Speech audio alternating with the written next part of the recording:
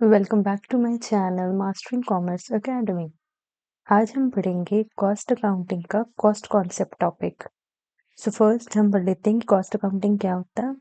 Cost accounting में cost एक basically monetary measurement होती है, लाइक मनी की फॉर्म में, जिसे हम मेजर कर सकते हैं ऑफ रिसोर्सेज सेक्रीफाइस। हमने जितने भी रिसोर्सेज को सेक्रीफाइस करके एक मॉनेटरी मेजरमेंट कर लेते हैं हम एक अमाउंट की, कि कितनी किसी भी प्रोडक्ट को प्रोड्यूस करने के लिए उसमें कितनी लागत आई है, कितनी कॉस्ट आई है, and used up to achieve a specific objective. और किसी भी स्पेसिफिक ऑब्जेक्टिव को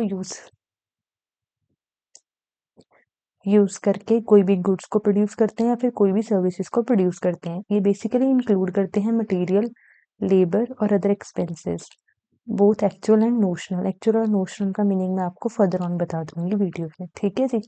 सो first is major cost concept. Cost concept को हम बहुत सारे बेसिस पर डिवाइड करते हैं, जो कि हम वन बाय वन पढ़ेंगे। फर्स्ट बेसिस जो हमारे पास जो हम पढ़ेंगे आज, that is based on financial nature. Financial nature के बेसिस पर कॉस्ट को कैसे डिवाइड किया जाता है। So let's study. First is historical cost. Historical cost, नाम से ही पता लग रहा है कि जो कॉस्ट हिस्ट्री के से रिलेटेड होगी, मीन्स किसी किसी पास्ट डाटा से, किसी पास्ट प्रोड्यूस प्रोडक्ट से, सर्विस से रिलेटेड होगी बेसिकली। सो मीनिंग है the actual expenditure incurred in the past to acquire और प्रोड्यूस गुड्स और सर्विसेज। जो भी एक्सपेंडिचर, जो भी खर्चा पास्ट में किया गया है किसी भी गुड्स या सर्विस को प्रोड्यूस करने में, या फिर उसे एक्वायर करने में, उसे खरीदने में, उसे बनाने में, जो भी खर्चा किया गया है उसे हिस्टोरिकल कॉस्ट कहते हैं। इसका यूज है कि बेसिकली फाइनेंशियल रिकॉर्ड के लिए यूज होती है। जैसे कि एक्चुअल को हम कंपेयर करते हैं स्टैंडर्ड से, जो भी एक्चुअल कॉस्ट आई है और जो भी स्टैंडर्ड्स कंपनी ने सेट किए थे, उन दोनों के बीच में कंपैरिजन के लिए यूज होती है।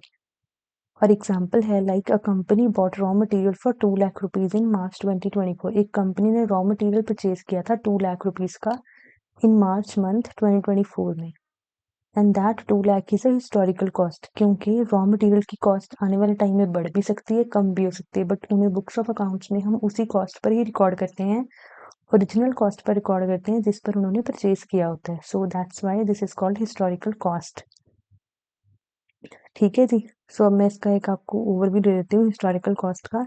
ये वो एक्चुअल कॉस्ट है जो पास्ट में इनकर की गई है गुड्स को एक्वायर करने के लिए, सर्विसेज के लिए या फिर एसेट्स के लिए, और ये पास्ट रिकॉर्ड पर बेस होती है बेसिकली।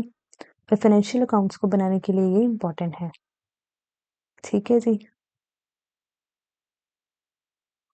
इसके एडवांटेजेस हैं बेसिकली ये एक्यूरेट होती है और वेरीफेबल होती है, बहुत ही सिंपली रिकॉर्ड हो जाती है और अंडरस्टैंडेबल है। लिमिटेशंस ये हैं कि ये फ्यूचर डिसीजन मेकिंग में हेल्पफुल नहीं है, क्योंकि किसी भी चीज़ की प्रोडक्ट का प्राइस सेम नहीं रहता विद द टाइम स्पैन, वो चेंज होता रहता है, कभी वो बढ़ जाता है, कभी वो कम हो जाता है। So that's why it is not useful for future decision making. ये इग्नोर करता है करंट मार्केट प्राइस के चेंजेस को बेसिकली, क्योंकि हमने तो एक बार जितने में खरीदे उतने में रिकॉर्ड कर लिया ना बुक्स ऑफ अकाउंट्स में। अब मार्केट में मान लीजिए फ्लक्चुएशन हो गई, इन प्राइस इंक्रीज हो गया, तो हम उसे इंक्रीज पर थोड़ी दिखाएंगे अपनी बुक्स ऑफ अकाउंट्स में, या फिर वाइस वर्सा उसकी प्राइस डिक्रीज हो गई तो हम उसे डिक्रीज पर भी नहीं दिखाएंगे। सो ये इसकी लिमिटेशन है। The next one is pre determined cost.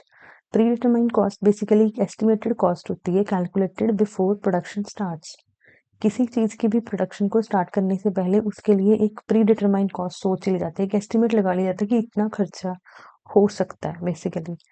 अब इसकी टाइप्स होते हैं standard cost, estimated cost. Standard basically scientifically set for performance measurement, जो कि बहुत सारे प्रोसेसेस, सर्विसेज, उनके मेथड्स को लगा करके एक स्टैंडर्ड सेट कर लिया था कि लास्ट टू लास्ट इस इन्वायरमेंट में, इस टाइप ऑफ प्रोडक्ट को प्रोड्यूस करने के लिए हमारा इतना खर्चा हो गया था, उसके रिगार्डिंग एक स्टैंडर्ड फिक्स कर दिए जाते हैं। एस्टिमेटेड होता है जो based on past data and projections. Estimate हम हमेशा जो पास्ट में बीत गया होता है, जो भी प्रोडक्ट्स हमने बनाए थे या फिर जो डेटा हमारे पास ऑलरेडी अवेलेबल है, पड़ा है कंपनी के पास, उसके बेसिस पर हम एस्टिमेट सेट कर लेते हैं।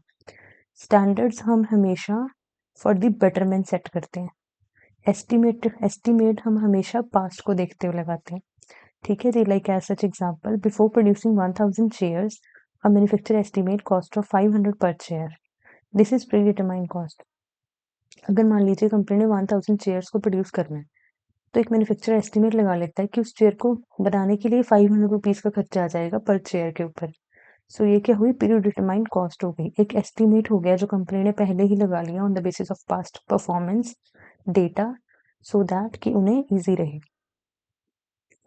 एज सच इसका एक ओवरव्यू ले लेते हैं कि प्री डिटरमाइंड कॉस्ट एक बेसिकली एस्टिमेटेड कॉस्ट है जो कि एडवांस में ही हमें कंप्यूट करके बता देते हैं कि प्रोडक्शन स्टैंडर्ड्स, बजट और पास्ट एक्सपीरियंस के बेसिस पर ये सब होता है। ये बेसिकली कॉस्ट को कंट्रोल करने में हेल्पफुल रहता है और डिसीजन मेकिंग में हेल्पफुल रहता है।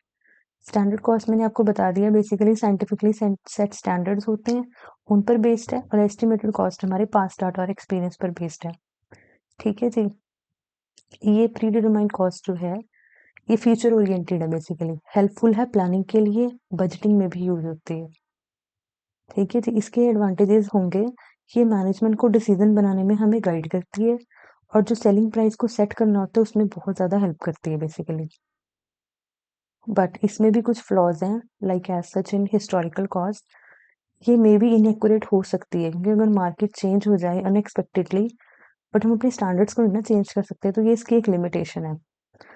और इसकी नेक्स्ट लिमिटेशन है कि इसको हमेशा रेगुलरली अपडेट करते हुए रहना पड़ता है, क्योंकि जो मार्केट है वो डेली चेंज हो रही है, कॉम्पिटिटिवनेस वर्ल्ड है, an number of firms companies उसमें हैं जो किसी भी एक प्रोडक्ट एक सर्विस को दे रही हैं। सो इसलिए अगर हम अब चाहते हैं कि हमारी कंपनी या फर्म सबसे आगे रहे, प्रॉफिट्स में भी, कॉस्ट कंट्रोलिंग में भी, डिसीजन मेकिंग में भी, अपनी पोजीशन में भी, प्रॉफिट में भी, सो हमेशा हमें अपडेट रहना पड़ेगा। सो एज सच ये इसकी एक लिमिटेशन है। सो आज हमने पढ़ा बेसिकली कॉस्ट कॉन्सेप्ट में हिस्टोरिकल कॉस्ट क्या होती है, प्री डिटरमाइंड कॉस्ट क्या होती है। मैंने इसके रिगार्डिंग आपको मीनिंग भी बता दिया, इसका यूज भी बता दिया, इसके एग्जांपल्स भी बता दिए, इसके एडवांटेजेस भी बता दिए, डिसएडवांटेजेस भी बता दिए। So this is all about today's lecture. Thank you so much for watching.